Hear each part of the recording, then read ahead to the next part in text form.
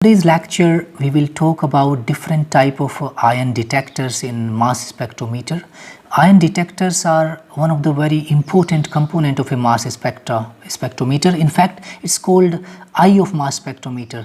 Efficiency of a detector decides efficiency of a mass spectrometer. In a mass spectrometry, there are different components of a typical mass spectrometer. A sample is injected in form of liquid, solid or gas into a source ionization chamber, which convert analytes into ionic state and into gaseous state, and then those ions, the beam of ion is analyzed by analyzer. So analyzer basically separate on the basis of ions on the basis of their m by z values, and these ions they are detected. So how many ions are coming from a particular beam, and those are detected by ion detectors. And in fact, by combining these two information, the ion sorting on the basis of m by z and the number of ions being received by detector, the mass spectra, final mass spectra is obtained. There are different methods of ionizing sample, ionizing analytes. Those we have covered in separate lecture, and also there are many types of analyzers in mass spectrometry. Those also we have discussed separately. In today's lecture, we will talk about different types of mass ion detectors which are generally commonly employed in mass spectrometers. So there are different types. For example, the Faraday cup, the simplest one. Then we have electron and photon multipliers, array detectors, then ion cyclotron resonance or orbitrap types. In fact, in ICR and orbitrap, their detector and analyzer is fused together. So it's a integral part of a mass analyzer. So in Faraday cup, this is the simplest type of detector. The ion beam is allowed to collide with the interior wall of an open-ended cup. So it's an open-ended metal cup where beam of ion is allowed to collide with the wall of this detector. As a result, there is a change in the electrical current of this Faraday cup, and that change is measured. The electricity produced, that is measured, that is amplified and recorded. Simply, if you have a positive ion colliding with the Faraday cup, so positive ion will absorb electron from this metal cup and become neutralized, and same time this electron movement would be there in the Faraday cup, in the metal strip, and that movement of electron is measured in terms of electricity produced. So this Faraday cup is calibrated that how much electricity is being produced per number of ions colliding with the sample. So colliding with this wall of this Faraday cup. So this total number of ion hitting the cup per unit time, that is n by t, n is total number of ions hitting per unit time is t, is equal to I upon E, where I is the current produced and E is the charge on an electron. So from this value, from the current produced, the number of ions hitting to the cup, those are detected and which are used to make mass spectra, because remember the purpose, the objective of detector is to know how many ions are being produced, how many ions are being, in fact they are coming from the analyzer after sorting out on the basis of their m by z value. So m by z value is calculated by the analyzer. Detector only tells you about how many ions, the concentration, the abundance of those ions, and the number of those ions which are coming from analyzer, those are detected by detector. So if you have positive ion, it takes electron from the metal strip and become neutralized. If you have negative ion, so in that case this negative charge on the ion repel electron in the wall of the Faraday cup. So because of that repulsion, electronic redistribution occurs in the Faraday cup, and that redistribution of electron in the metal cup, that produce current, and that current is what is magnified and eventually measured, and this cup is already calibrated. So from that current, the number of ions colliding to the wall can be calculated, and which are actually used in plotting the mass spectra. So very minute current is initially produced when ions collide to the wall of the Faraday cup, but the current produced is amplified and after amplification it is used to draw mass spectra. It's a most commonly used detector. Then we have electron multipliers. The basic physical process that allow an electron multiplier to operate is called secondary electron emission. So secondary electron emission means when you have ions, they are dinodes which are kept one after another in electron multipliers, and when ions collide to the wall of the dynode, for example here, it basically induces emission of secondary electron from the dynode. So these secondary electron, then they collide to the next wall, and that's how they keep colliding in a discrete manner. And because these dinodes, alternative dinodes, they are kept at increasing potential, so these electrons which are coming with secondary electron which are being produced by collision of ions to the dynode, their intensity, their mobility is increased, their energy is increased one after another.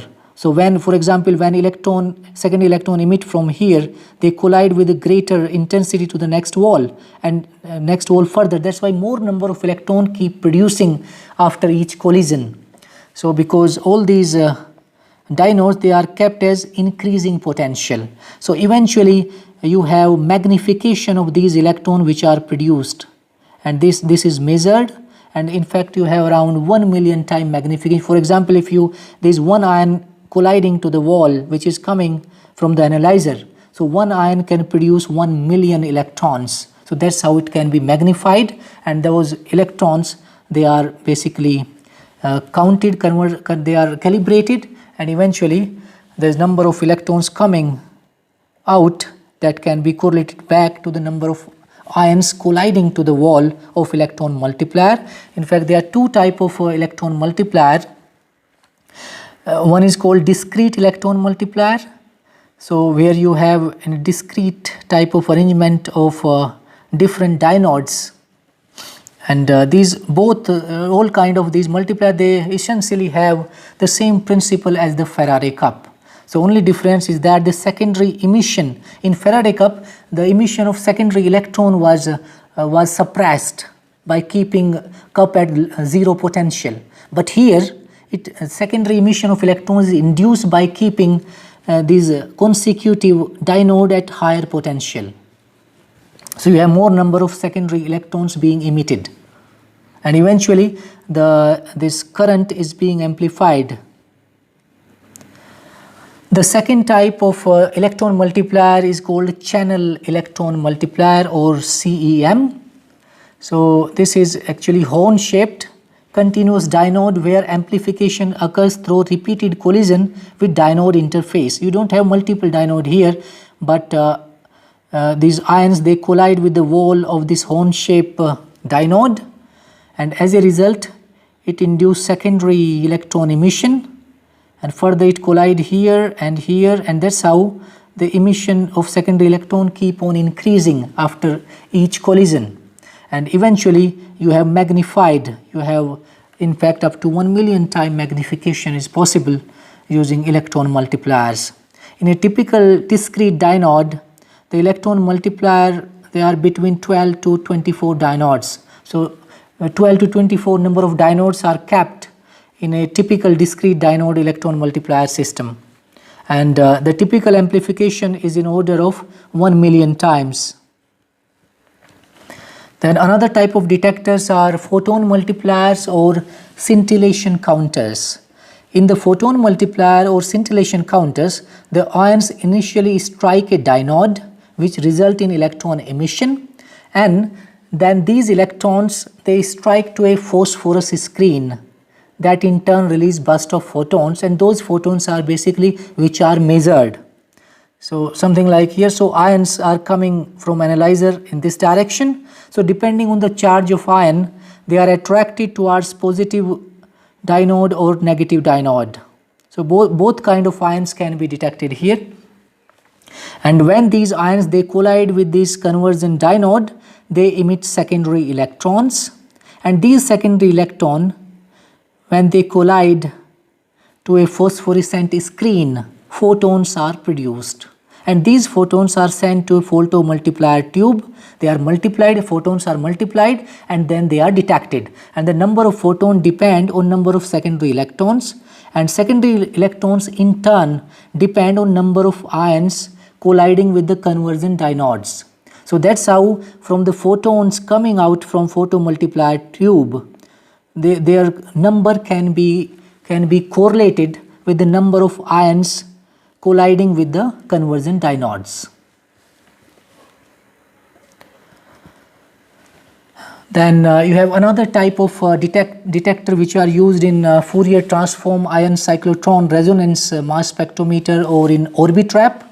So they are in fact analyzer and detector is fused together. So there the cyclotron, in case of FTICR, the cyclotron frequency of the ions are measured. And how it's measured? The ions are basically, they are focused into between two receiver plates or detector plates which are kept at high magnetic field. So when these ions enter to the magnetic field between two detector plates, because we know that ion start oscillating into circular orbit, so this ion basically start moving into circular direction, something like this. And when these moving ions come in contact with the receiver plate, the potential difference, the current produced in the plate is measured with respect to time, and that is called transient data or time domain spectra. So here, depending on the number of ions, you have number of sine waves which are superimposed on each other, and these sine waves, they are converted into frequency data using Fourier transformation, and this frequency data is calibrated into m by z mass spectra. So that's how in fact Orbitrap also use the same principle like FTICR in order to acquire m by z spectra from a transient time domain data. So this is most efficient one. In fact, a single ion can be counted using these kind of detection system, like in case of FTICR and Orbitrap type of mass spectrometers have.